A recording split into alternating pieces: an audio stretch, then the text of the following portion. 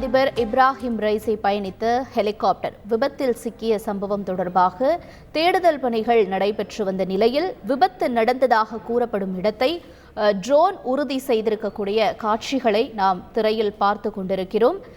Ebrahim Raisi பயணித்த helicopter விபத்தில் சிக்கிய நிலையில் ஹெலிகாப்டர் விழுந்து வெடித்து சிதறியதாக கூறப்படும் இடத்தை துருக்கியின் ஆளில்லா விமானம் கண்டுபிடித்திருக்கிறது. இருப்பினும் மோசமான வானிலை மற்றும் கடும் பனிப்பொழிவு காரணமாக மீட்பு பணியில் தொய்வு ஏற்பட்டிருப்பதாக நாம் செய்திகள் வாயிலாக அறிகிறோம். முக்கிய செய்தியாக பார்த்து கொண்டிருக்கிறோம். தொடர்ந்து மீட்பு பணிகளும் விரைந்து நடைபெற்று வருவதாக தகவல் வெளியாகியுள்ளது.